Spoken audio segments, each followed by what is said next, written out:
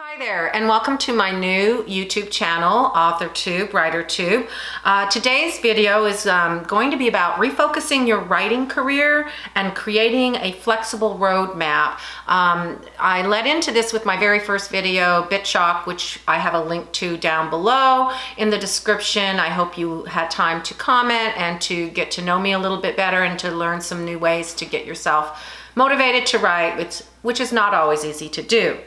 A lot of what again, my name is Christine Glover, and I'm a USA Today best-selling author, but I wasn't always one, and I wasn't always sold, and I know what it's like to be trying to reset your goals, even now. Everything that happens in life creates a roadblock, and you have to figure out a way to get over it, get under it, or pretend it doesn't exist for a while and then get to it. But here are some things that I learned from a book years and years ago that I read. It's sort of based loosely on the Life Makeover book by Cheryl Richardson, and I have her link to her book down below in the description. Also, I really just recommend it as a touch point. It's a really great way to refocus your life in general. So kudos to Cheryl for getting me on the path to writing my very first book, many years ago, 15 years ago. Because of that book. So I recommend that book highly. I've since adapted many of the steps and procedures and incorporated other ways of doing, organizing my life and organizing my roadmap. We're always looking for ways to get better, and it just proves that there's never just one right way to do things. But if you can find something that works for you, great. And sometimes it stops working and you just have to reset the colander, as I say, swing it around and look at it a different way. So here are some of the things that I do to set my year off on the right track.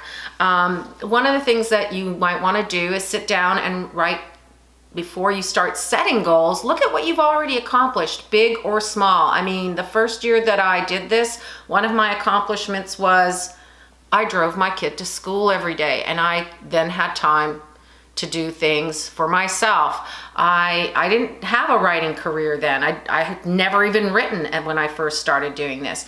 But I sat down and I started looking at everything that I had done, and it started building and growing. And now I kind of do it every quarter almost, because it's good to remind yourself that you're not just about what you haven't accomplished, but what you have already accomplished. So do that, and that'll give you a really good start in getting your next set of goals rolling.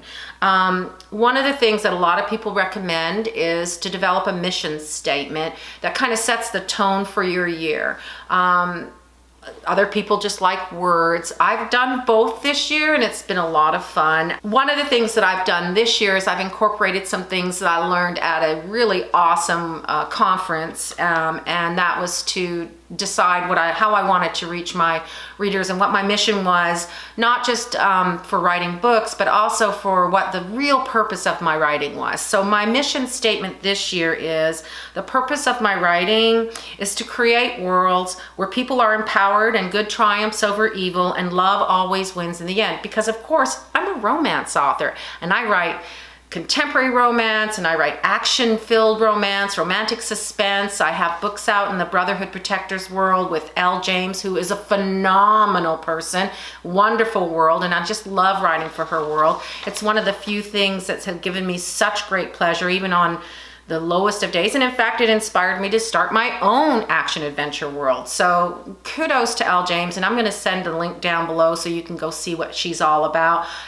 for her website. My message to my readers is: you are accepted, loved, encouraged, and live purpose-driven lives where you make a difference in the world. Okay? I also have a number on this page of how much I want to make. We'll see if I attain that. That's called Manifesting Your Destiny. That's a new thing for me. I've never looked at the numbers before. Now I sort of am, but I'm not letting it stress me out. I'm just going to go with it. So that's sort of one of the main things that you'll want to do, is describe what you want to do. My first year I enjoy being creative, flexible, and self-motivated as I write all my words. That was one of my mission statements years ago. So you can play with that. Just look at it and decide for yourself what you really want to focus on as a human being. in general, and then just take it to the next level for your writing career. The other thing that you're going to want to do is, and this is totally based on Cheryl Richardson's book, I follow it still to this day, is write your top 5 priorities for the quarter. Every quarter you reset it. This helps you to say no, which is important. I talked about that in my last video. Saying no is important because your writing is not a hobby, it is a career. Repeat to yourself, saying no is important because your writing is a career, not a hobby. So the top 5 priority list is really important. My top 5 priority list for this quarter includes revising the 2nd book in my new series, which I'm going to share a little bit more with you later. It's still highly in development. To start the 3rd book in the series by the end of this month or at the beginning of March. I may have to reset that goal, and that's okay. It's really okay to push goals to the next quarter. I do it all the time. That's just my nature of my personality. I don't like to be too boxed in.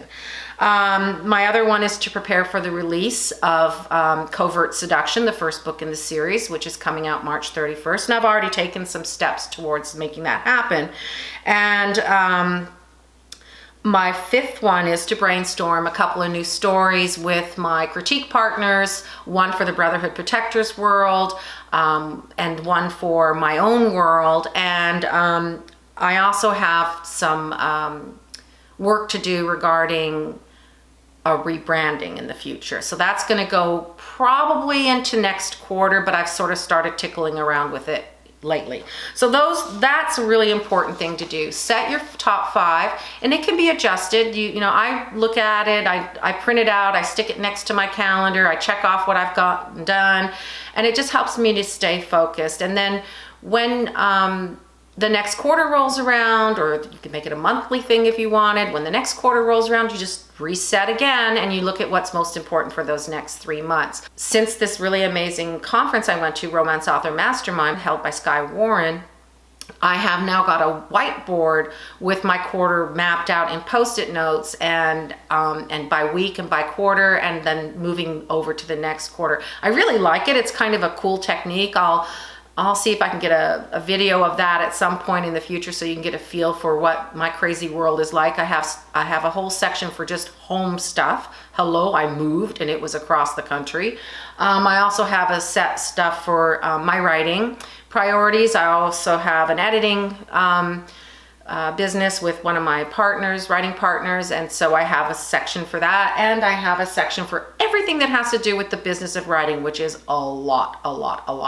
Right now in major revision mode, I'm only focusing on the primary thing, which is the revision. It has to be done. That's my number 1 priority.